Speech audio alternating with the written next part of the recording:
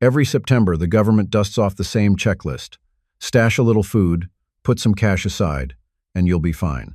But living through 2025, with blackouts, cyberattacks, and supply shortages on the table, I can tell you that advice won't cut it if things actually go sideways. This is Ted from Line 45, and today, we're digging into why the government's version of prepared barely scratches the surface, and what you actually need to have squared away in 2025 if you don't want to be caught flat-footed. Before we dive in, do me a solid. Smash that subscribe, tap the bell, hit all the dang buttons down there. You don't gotta, but it keeps this train rolling and lets me crank out more of this wild gun talk for y'all. All right, enough of that. Let's get back to it. The White House message and what it missed. So on the 2nd of September, the White House kicked off National Preparedness Month with their big Be Ready message. And what did they tell folks? Have a little cash saved, make an emergency plan, and keep some food tucked away. That's it. Heck, that might have worked 30 years ago, but in 2025, that's not going to save your hide if things really go sideways.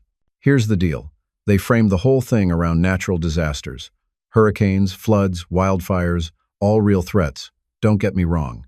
We've seen storms slam the Gulf this summer, and fire crews stretch thin out west. But damn, that's not the only danger Americans are staring down. We've had cyber attacks hit the grid, blackouts lasting days, and shelves stripped bare when supply chains got jammed. None of that showed up in the official message. That's why I don't take Washington's checklist too seriously. It feels like they're telling folks the bare minimum so they can say they did their part, while the bigger problems get ignored. If you're prepping in 2025, you've got to think way beyond bottled water and a bag of rice. You've got to be ready for man-made chaos just as much as Mother Nature. And speaking of that, let's talk about the real risks we're facing right now, or the stuff the government didn't mention once. The real threats Americans face in 2025. Here's the thing nobody in D.C. wants to admit. It ain't just hurricanes and wildfires knocking us around anymore. Yeah, storms are bigger, and fire seasons feel endless. But damn, that's just one slice of the pie. In 2025, we've already had cyber attacks mess with power companies, gas prices swing overnight because of supply hiccups, and blackouts that left whole towns sweating in the dark for days. Try telling folks sitting through one of those blackouts that a couple of cans of beans and a flashlight are all they need. The grid's fragile as hell. One bad storm or one foreign actor punching the right button, and boom, you're without power. Water pumps stop. Grocery stores can't keep food cold. Add in civil unrest or a fuel shortage, and you've got chaos stacked on chaos. And don't forget the global side of it. Wars overseas don't stay overseas anymore. They jack with shipping lanes, they spike energy costs, they empty shelves in places you never thought twice about before. That's why the government's little checklist feels like a joke. They want you ready for a stormy weekend. I'm talking about being ready for weeks or months where things don't look normal. Prepping for that reality is a whole different ballgame. So now that we've laid out the bigger threats, let's talk about the first weak spot in the government's advice. Money and emergency savings. The White House says, keep an emergency savings. Sounds good on paper, but let's be honest, cash only gets you so far in 2025. We've all seen what inflation does to the dollar, and if the power grid goes down, your debit card's just a dead piece of plastic. Heck, even ATMs don't mean squat if the network's offline. That's why a lot of folks I know aren't just stashing cash, they're keeping silver, gold, and things they can actually trade. Silver especially makes sense because you can break it down into small pieces. Try bartering with a 1-ounce gold coin when you just need a tank of gas. It ain't happening. Silver rounds or junk silver coins, though, that's easy to move. And truth is, a lot of real-world barter isn't even about precious metals. Ammo, canned food, fuel, batteries, those all turn into currency real quick when shelves are empty. History proves it too. Every time a system collapses, people trade what they've got, not what they can't access in some frozen bank account. So yeah, cash has its place for short-term emergencies, but putting all your eggs there is a mistake. You want options that hold value no matter what. Think tradable, think useful, think durable. That's the kind of savings that actually helps when the grid's down. And if money's shaky, food's the next weak spot. Peanut butter, rice, and survival nutrition. The White House checklist says keep some non-perishables on hand. Sounds easy, right? A couple jars of peanut butter, maybe a bag of rice, and you're ready. Heck, that might fill your belly for a bit, but it won't keep you healthy when weeks turn into months. I've seen folks try to live off cheap carbs and sugar, and it runs you down fast. Your body needs protein, fats, and vitamins if you're going to stay sharp in a crisis. That's why preppers in 2025 are stacking real meals, not just filler.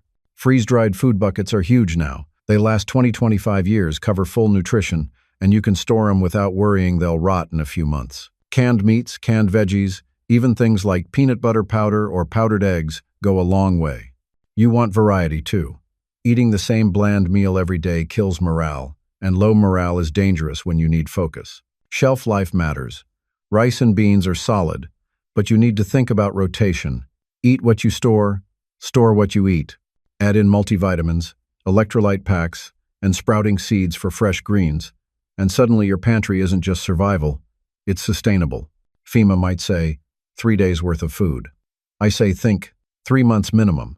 Food is one of those preps where the government's advice barely scratches the surface, and if you think that's bad, wait until we get into what they completely ignored. Medical preps. The government skipped.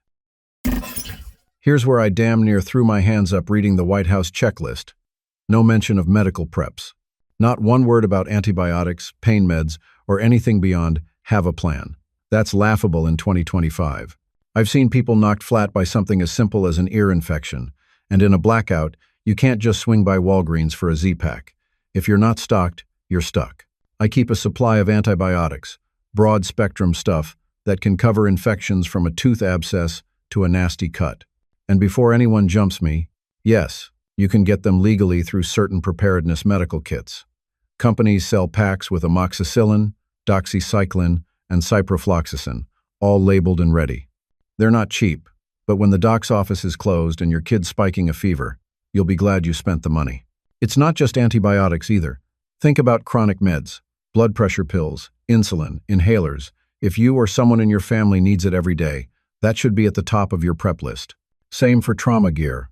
A decent tourniquet, clotting gauze, chest seals. That's the stuff that actually saves lives when the clock's ticking. The government will tell you to keep canned beans.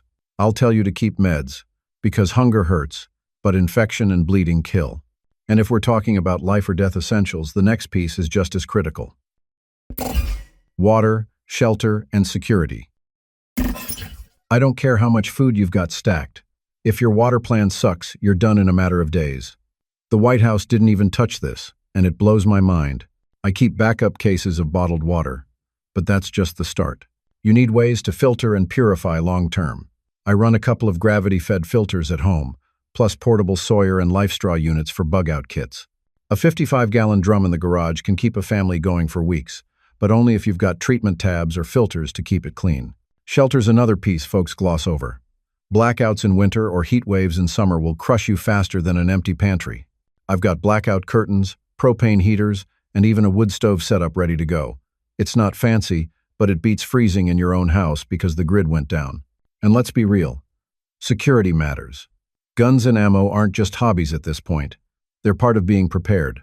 I keep defensive rifles, a shotgun, and a couple of handguns ready, plus trauma kits alongside them. Because if you've got food, water, and meds while the neighborhood's desperate, you better be able to defend it. Prepping isn't just gear, though. It's also who you've got watching your back. And that brings me to the last piece. Your mindset and tribe. I've said it 100 times. Gear's great, but mindset is what carries you through. Heck, I've watched people with stacks of supplies fold in the first week because they weren't mentally ready for the grind. Prepping isn't just about buying buckets of food, it's about training yourself to stay calm, make smart calls, and push through when everything feels stacked against you. You panic, you lose. Simple as that. And you can't do this solo forever. Damn near every major collapse shows the same thing. Strong communities survive longer. I've got buddies I can call if the lights go out, neighbors I trust, and a church network that looks out for each other. That's worth more than another case of ammo.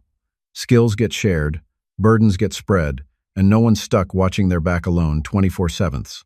Faith and family tie it all together. You've got to know why you're pushing through the hard days.